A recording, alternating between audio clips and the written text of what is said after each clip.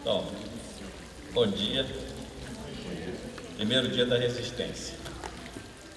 Tivemos a notícia ontem à noite e a primeira hora que a gente pôde, hoje de manhã, dia seguinte, vamos começar a mostrar o que a universidade pode fazer. Isso não é um comício, é uma aula, né?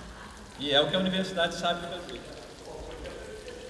E nós, nas humanidades, tanto com a capacidade crítica, que é o que nos diferencia, e é também o que nos põe em risco. Então, termos essa sabedoria de andar por um caminho minado. Eu acho que não vai ter ditadura, no sentido de que ditadura precisa de um exército atrás do cara, que é mal visto, né? Mas vai ter um governo de direita em que se podem invadir universidades, pegar documentos, prender pessoas, que depois vão ter que ser soltos, porque não tem por trás quem garanta uma prisão fechada. E as coisas que estão sendo ditas também não vão poder ser todas feitas. E nós vamos estar, dentro das nossas possibilidades, fazendo o possível para que não sejam feitas. Dentro das nossas possibilidades significa nós temos mais possibilidades do que exercemos. Nós valemos mais do que pensamos valer. Nós, a universidade pública, somos privilegiados, valemos mais do que nos fazemos valer. Precisamos aprender a medir as nossas forças e agir de acordo com elas.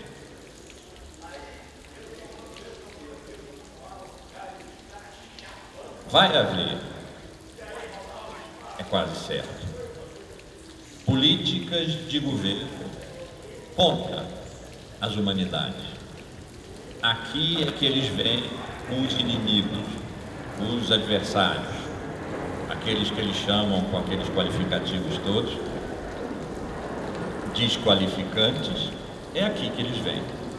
É nas humanidades, é na filosofia, na história, na sociologia, na ciência política, na economia política, na psicologia social, onde a sociedade é pensada, onde o mundo é pensado de uma maneira não óbvia, não descritiva, né? De uma maneira crítica, capaz de discriminar bem de mal. É ruim falar nesses termos de bem e mal, porque são coisas tão opositivas, tão sem interpenetração, interfecundação, tão sem amorosidade.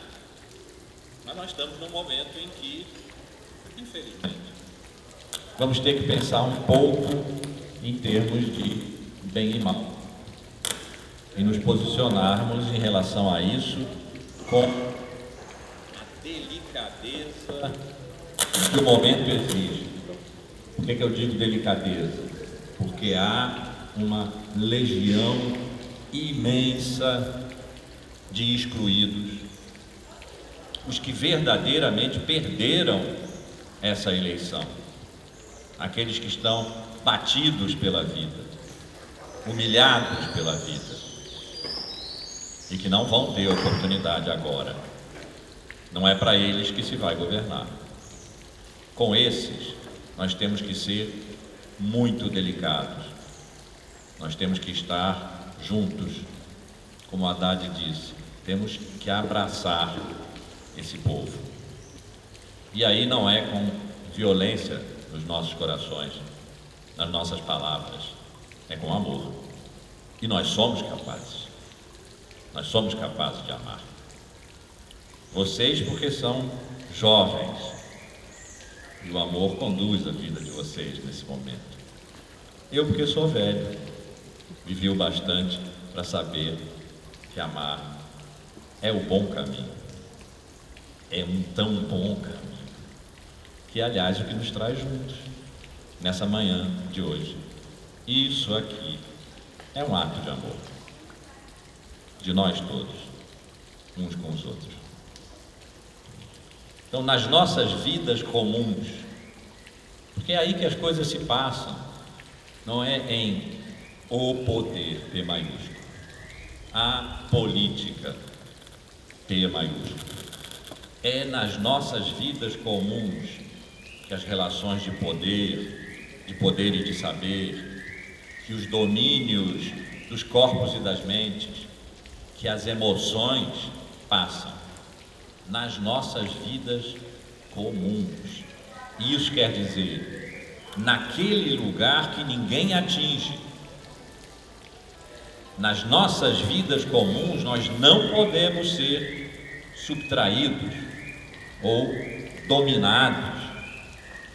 Só nós vivemos as nossas vidas comuns.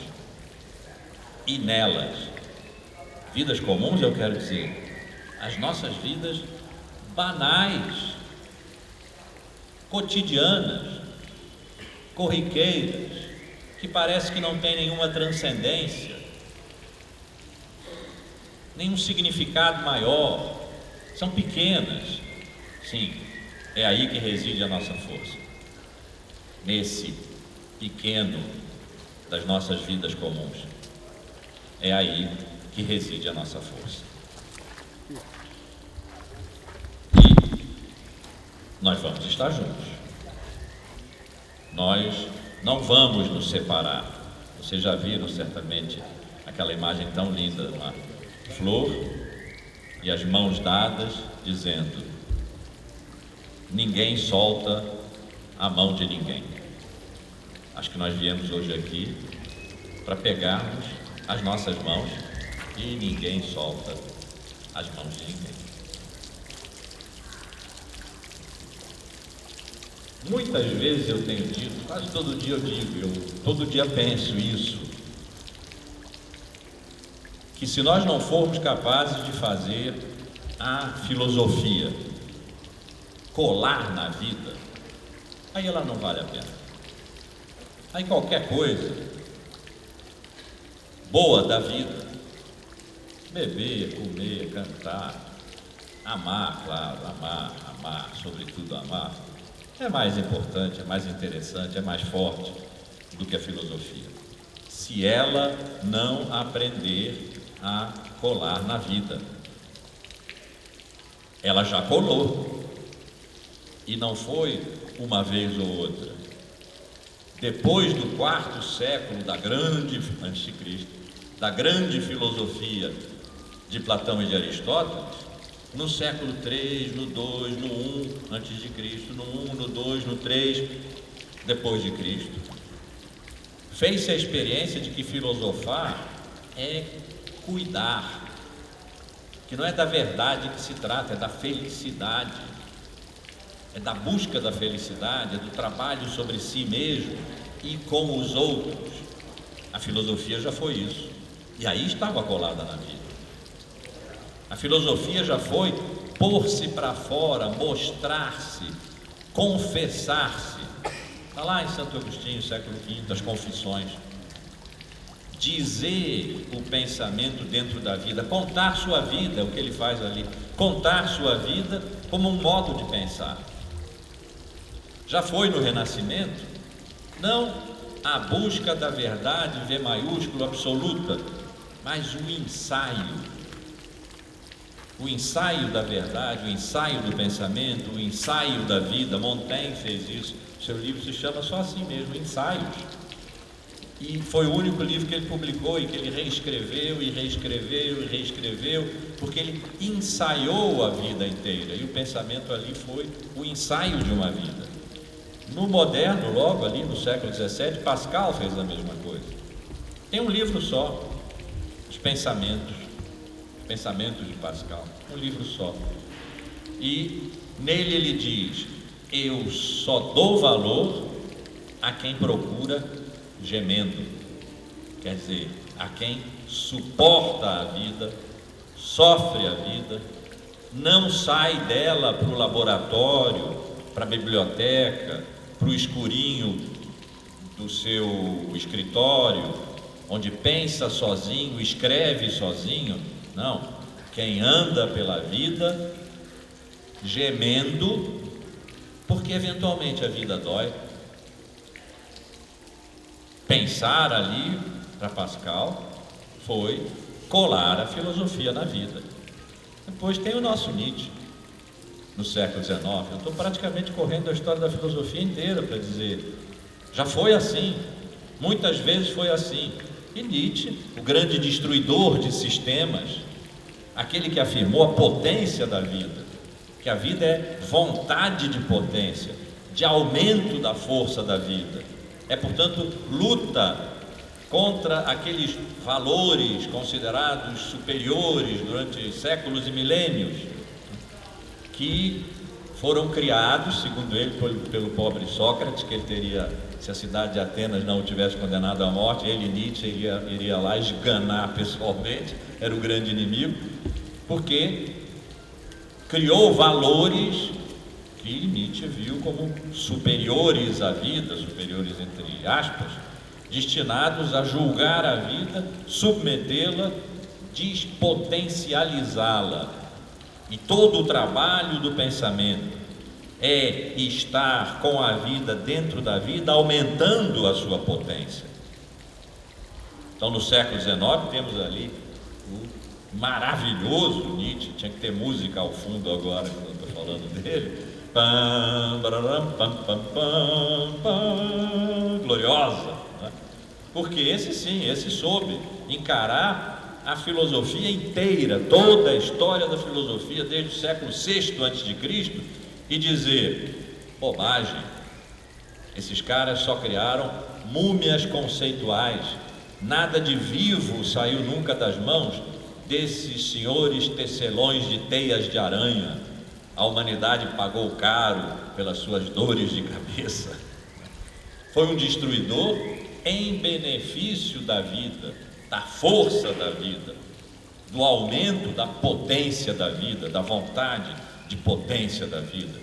No século XX tivemos Foucault, que pensou o tempo inteiro as relações de saber e poder, de subjugamento, de disciplina, de controle e de resistência. Então, nós temos uma estratégia para resistir a momentos sombrios, para reaprender a pensar quando o sol se põe, e alguns nos dizem que não vai levantar mais, vai. O sol há de brilhar mais uma vez, disse o filósofo Candeia. A luz há de chegar aos corações. Do mal será queimada a semente, o amor será eterno novamente. Nós podemos, nós podemos.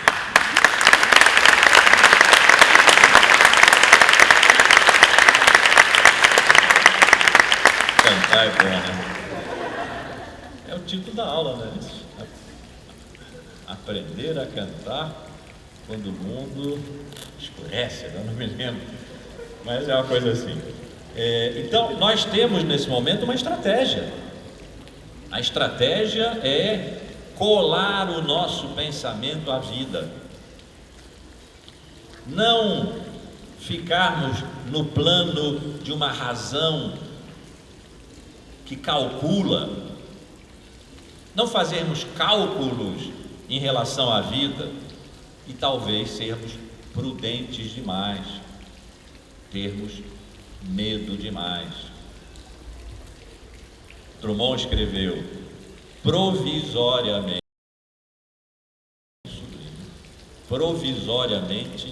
não cantaremos o amor, cantaremos o medo. Não, cantaremos a esperança. Outro poeta, vou falar de poesia porque eles não toleram a poesia, né? Outro poeta, Jair Campos, disse: não canto onde não seja a boca livre, nem para entreter ouvidos já de si tão mal atentos. Canto apenas quando dança nos olhos dos que me ouvem a esperança. Eu estou vendo isso aqui em vocês. Então, não ficarmos presos na razão raciocinante, que é conservadora, que só calcula oportunidades, ganhos. Usarmos também nas nossas vidas, no nosso modo de estarmos presentes no mundo, nesse que é o nosso agora e que é o nosso desafio, a paixão.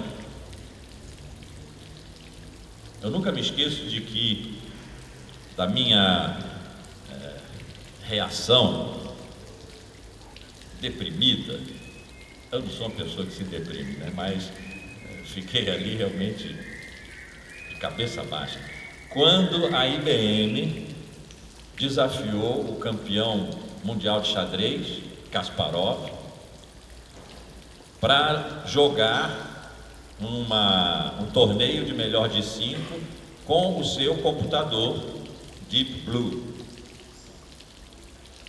estocado com todas as grandes jogadas de todos os grandes mestres internacionais de xadrez. Kasparov foi lá e ganhou a primeira. O Deep Blue foi lá e empatou a segunda. O Deep Blue foi lá e ganhou a terceira. Na quarta, Kasparov derrubou o rei, que significa entregar o jogo. Virou a sua peça, o rei, entregou o jogo. Perdeu. Quando eu cheguei no dia seguinte aqui no Ideia, que eu criei, agora já são 37 anos, que eu criei para abrigar as diferenças, as pessoas que pensam diferente, que estão nos limites do pensamento e, portanto, não cabem nos departamentos, nas disciplinas fechadas e tal. Tudo gente criada por mim, foram meus alunos. Bom, eu cheguei lá, abatido, e o pessoal estava delirante. Se a máquina venceu o homem, silício, como é que é? Silício, carbono, somos todas máquinas. Eu pensei, caramba, onde foi que eu errei com esse pessoal? E fiquei uma semana assim, cabisbaixo, pensando. Até que uma hora eu percebi. Kasparov venceu, porque nunca o Deep Blue poderia ter derrubado o rei. Esse lance é reservado para quem tem paixão. O Deep Blue só sabia calcular. Calculando ele ia ganhar. Claro, ele calcula muito mais rápido do que o mais impressionante jogador de xadrez daquela época, talvez de todos os tempos. O Deep Blue perdeu, ficou lá com cara de tacho, porque Kasparov teve coragem. Ele derrubou o rei, ele entregou o jogo, isso é uma coragem. Deep Blue não era capaz de coragem, só era capaz de cálculo. Então, sim, usar a razão, avaliar, ter cuidado, protegermos-nos.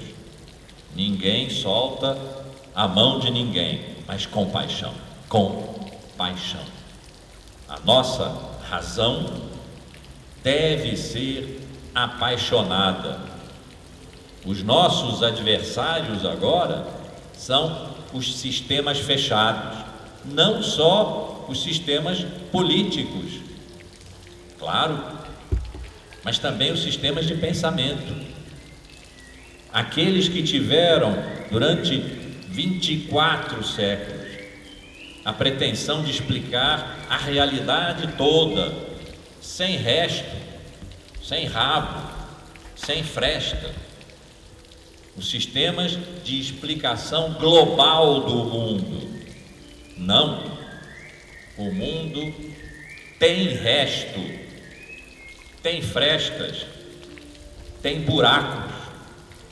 O mundo está organizado de tal maneira que, como ele está globalizado pelo consumo e pela eficácia tecnológica, e ainda por cima nos disseram que depois da queda do Muro de Berlim, não havendo mais dois polos opostos para disputar um mundo possível, a história acabou? Então pensem, reproduzir, e enquanto eu estou falando aqui, 800 milhões de pessoas estão, e não é metafórico, morrendo de fome. E eu nem vou repetir isso, porque talvez uma tenha morrido agora, e se eu repetir, morra uma segunda. 2 a 3 bilhões de pessoas estão fora do mundo, porque não consomem, e congeladas no tempo, se a história acabou. Congeladas no tempo, sem futuro, sem esperança. Esses, os excluídos estruturais, não estão desempregados e vão ser reempregados se a economia crescer. São excluídos estruturais, esses que eu chamo de uma África de sofrimento, e que não é só a África, é pelo mundo inteiro que se encontram. Esses excluídos estruturais são o resto do sistema, são o resto. Eles não podem ser explicados, incluídos, contados, computados. Eles estão fora. Se a história acabou, eles não vão entrar. Isso é resto. Isso é quebra do sistema. Nós não temos procuração deles para pensar, para estar reunidos aqui, para dizer as coisas que eu estou dizendo aqui, que eu espero que cheguem aos corações de vocês, às mentes de vocês. Mas não podemos pensar. Podemos. É uma escolha ética ou antiética.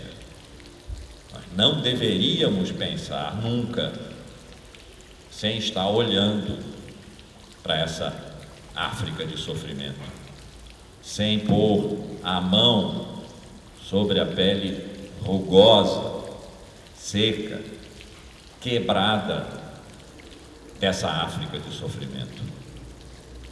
Então, nas nossas vidas comuns, se nós quisermos, e nós podemos, colar o nosso pensamento, o nosso ato de inteligência na vida, e aí recuperar a paixão que estão nos ortopedizando para nós perdermos, sermos apenas eficazes e produtivos, nada mais. contra, mas ao apenas tudo contra.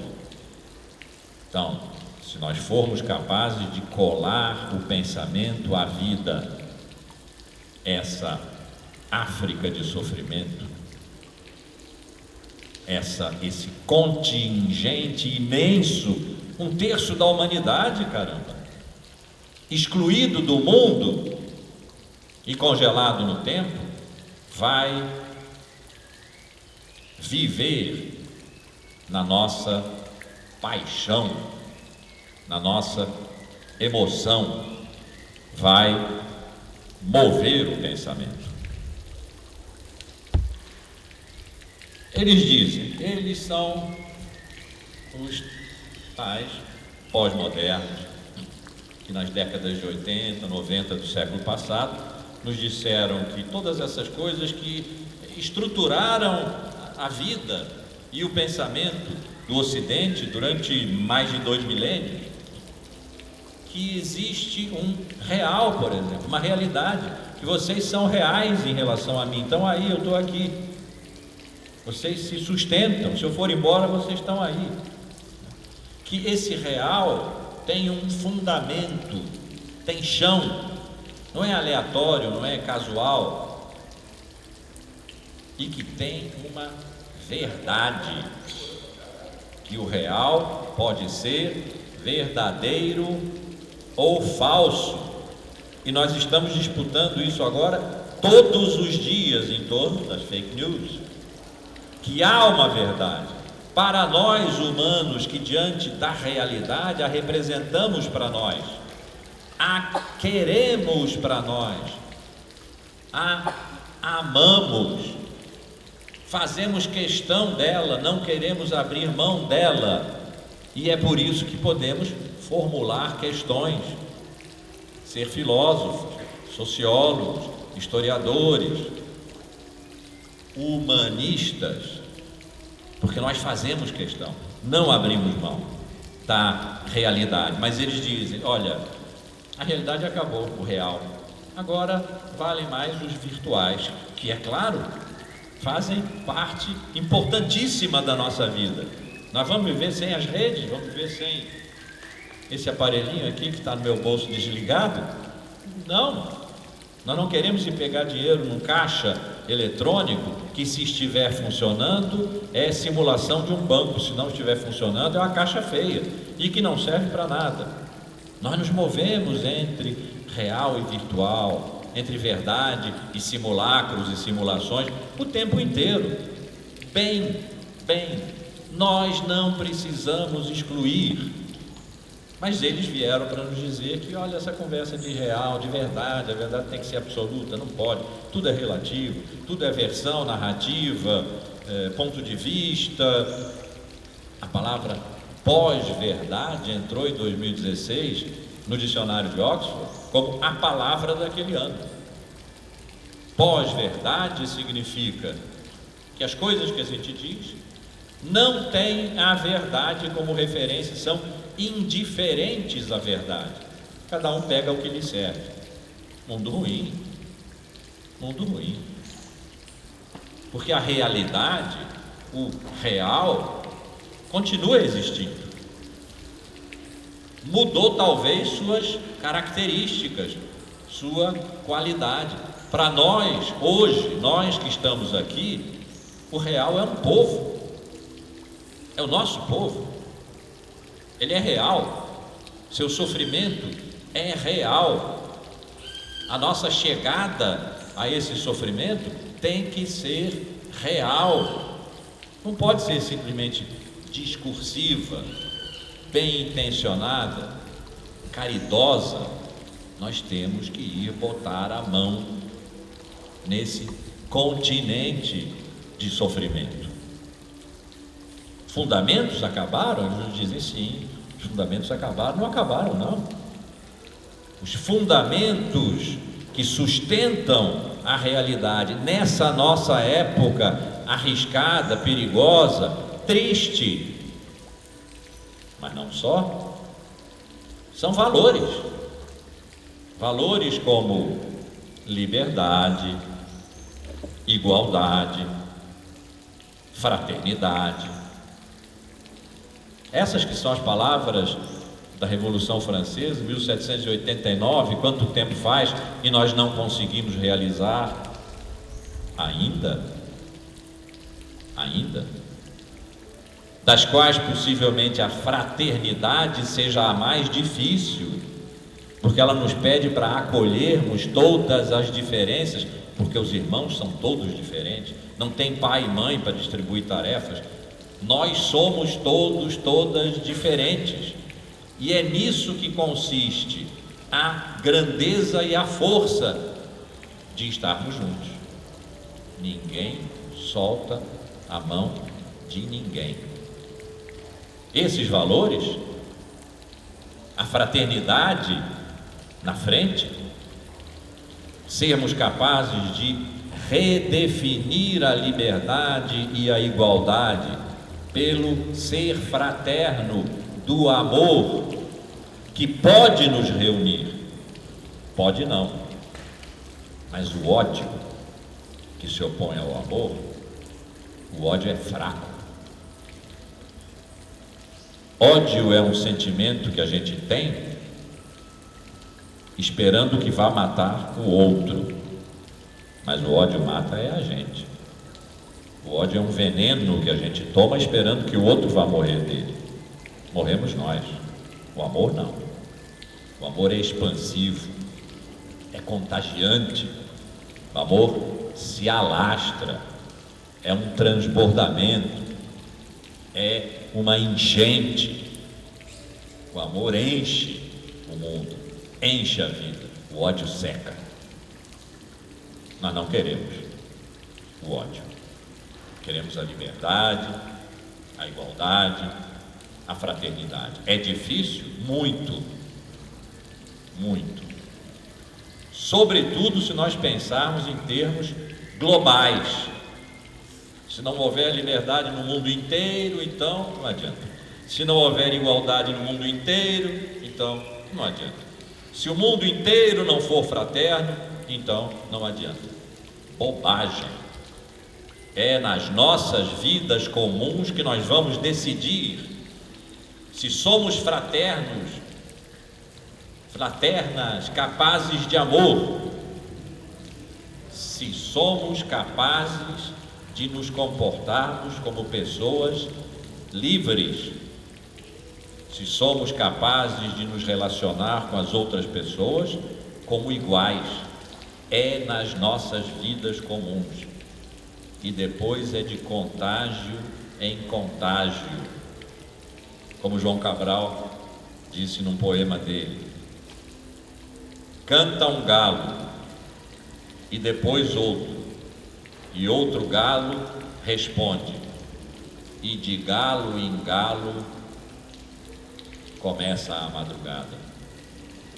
De galo em galo, não de uma vez, não de maneira total, não totalitariamente, nunca, democraticamente, de galo em galo.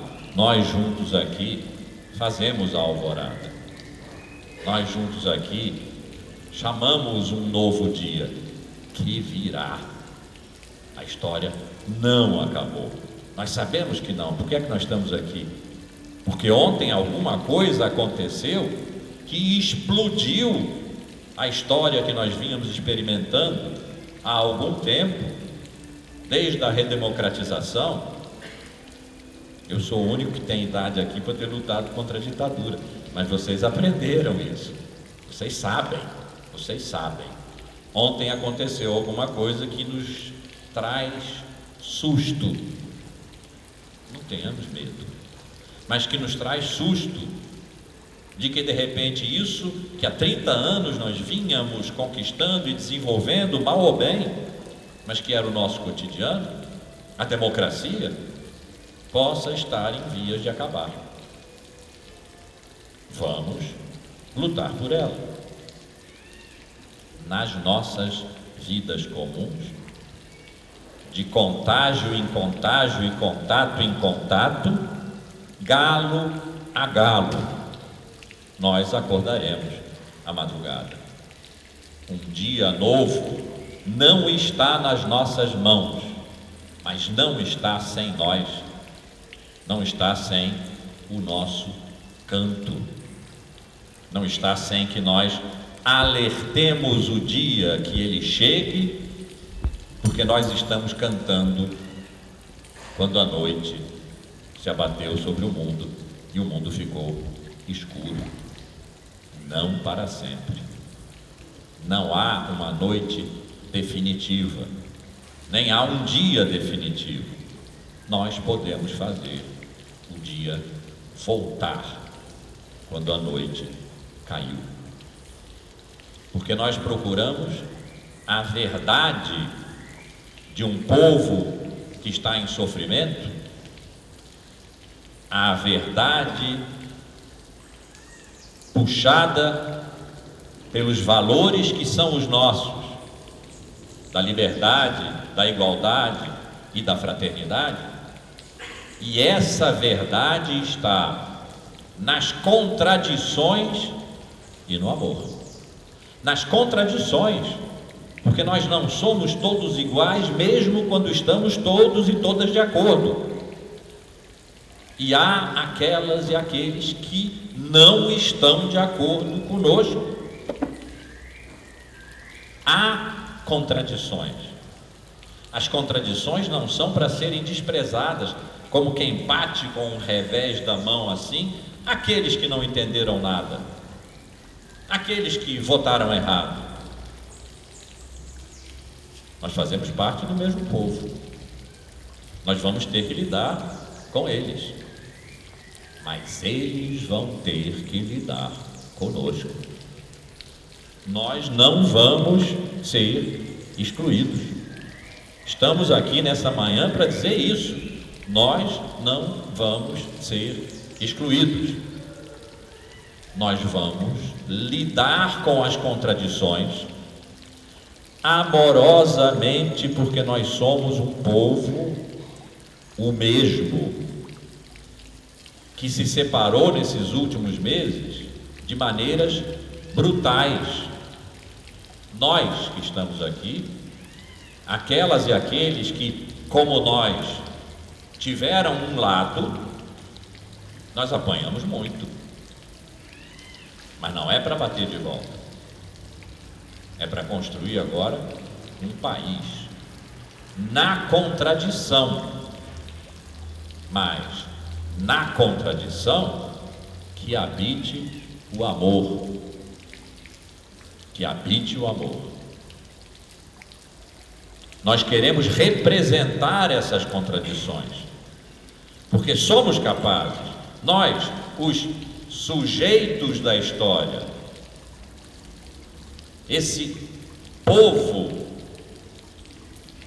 que é uma paixão em movimento, que é um tempo em movimento, que deseja e merece o futuro, nós queremos representar essas contradições, e é isso que faz a democracia.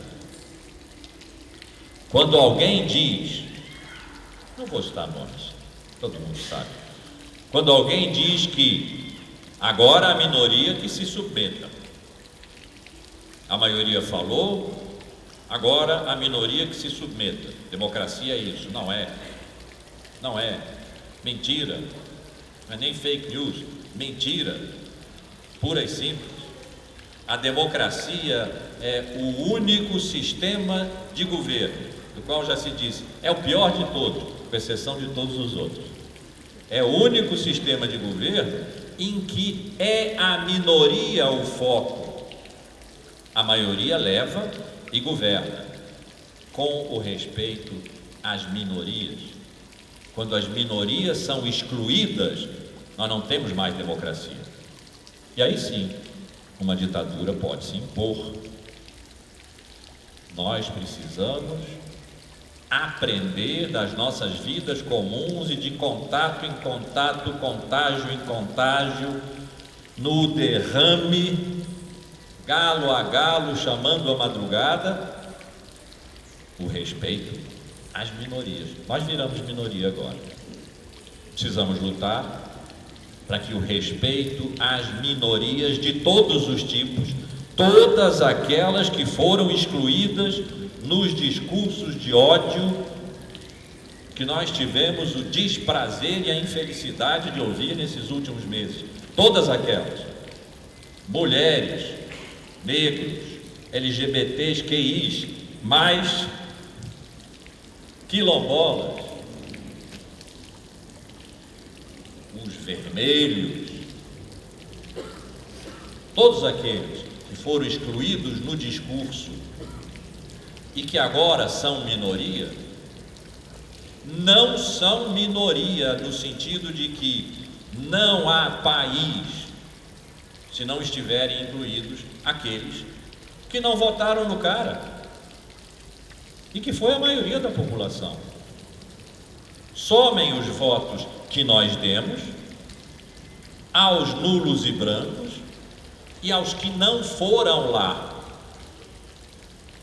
Mais de metade, consideravelmente mais de metade do nosso país não votou naquele que legitimamente, legal e legitimamente, vai ocupar aquele palácio em Brasília, mas não levou o Brasil consigo.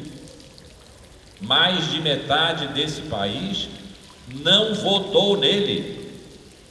Mais de metade desse país pensou ativa ou passivamente. Não, ele não.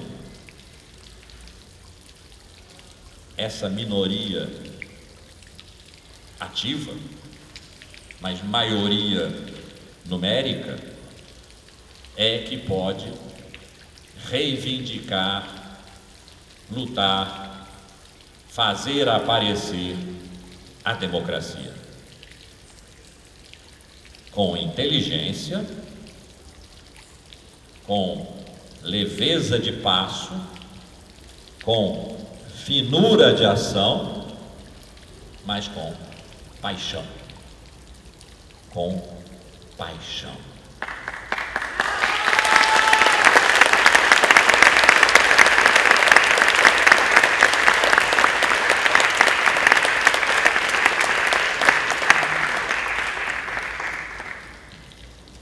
Eles evidentemente não gostam da poesia, não é? Claro. Como poder. Então eu trouxe algumas aqui para a gente terminar. Essa aula, o título dessa aula, depois de eu ter passado, o pessoal da globalização que está aqui, sabe, né? Então, olha, o pessoal, estou acabando o curso aqui. Depois de eu ter passado um semestre perguntando se o tempo ainda faz questão, ou seja, se a história acabou, como nos dizem, e se não há mais o que fazer, a não ser na horizontalidade de um mundo tornado todo igual, todo frouxo, todo troncho, fazer aqui uma reforma, outra reforma ali, mas que um outro mundo seja possível, que o futuro ainda esteja para conquistar, porque não veio, ainda não chegou, isso nos dizem, não, larga disso, bobagem, utopia, acabou. Utopia é a mais bela das coisas. Nós não vamos alcançar, por isso é que é utopia, e não um projeto realizável, não vamos alcançar. Mas pensem assim, eu estou aqui à beira d'água, seguro na areia da praia, e aí tem o grande mar, e lá está o horizonte. Com a minha razão, com a minha inteligência treinada em geometria, geografia e outras fias, eu sei que não chego no horizonte. E que se eu desejo o horizonte, isso é utopia. E buscar o horizonte é tolice. Não é. Porque se eu entrar no mar para chegar ao horizonte, é verdade, cada vez ele se afasta mais de mim. E eu sei, enquanto nado, que não vou chegar lá. Mas se eu me virar e olhar a praia, quanta distância eu tomei, procurando o lugar a que não chegarei, porque se afasta de mim, quanto mais eu me aproximo dele. Mas a que distância eu já estou daquele lugar em que me encontrava, tranquilo e protegido, as areias da praia. Eu estou agora dentro do grande mar, longe da praia de uma segurança covarde, indo na direção de um horizonte utópico, a que eu não chegarei. Mas quanto mais me aproximar dele, que mais se afasta de mim, mais longe estarei das posições iniciais, que não eram boas. As nossas hoje não são boas. Temos uma utopia de futuro? Vamos entrar no grande mar, vamos nadar para esse horizonte. Não vamos chegar lá, mas não vamos ficar aqui.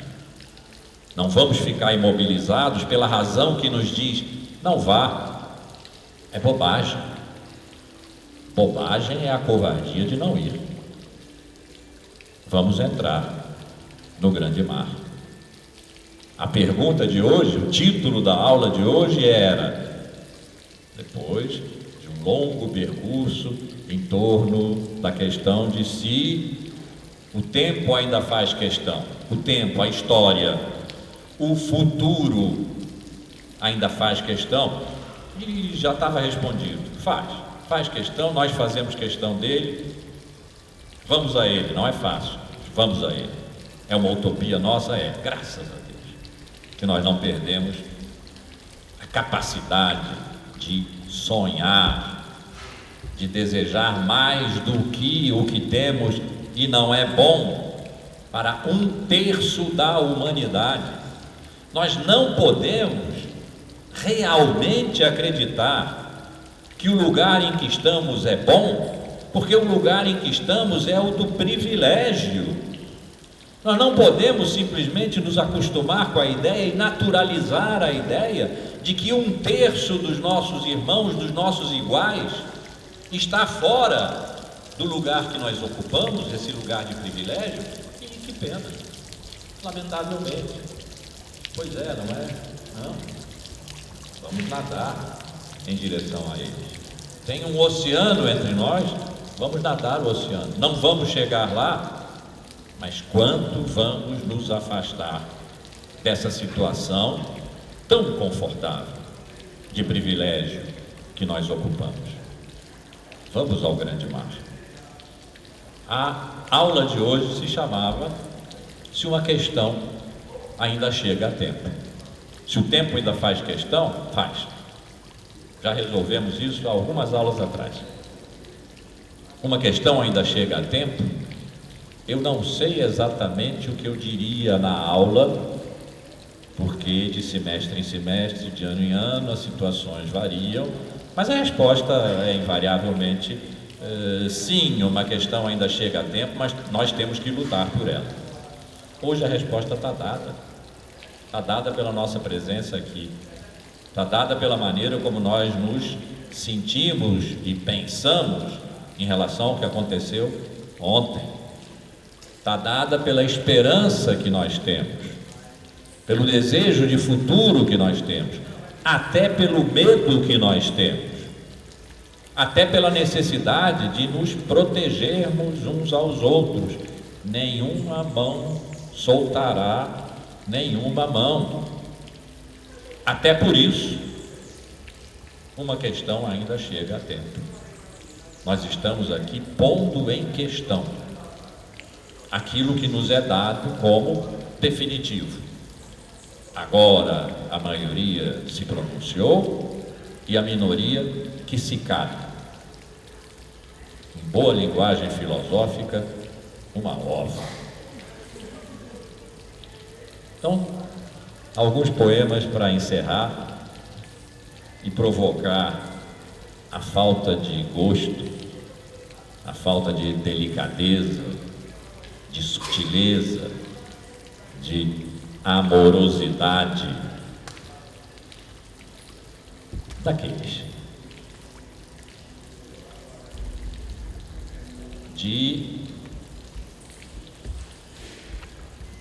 esqueci. Isso é a velhice, espera aí. Não, eu vou me lembrar.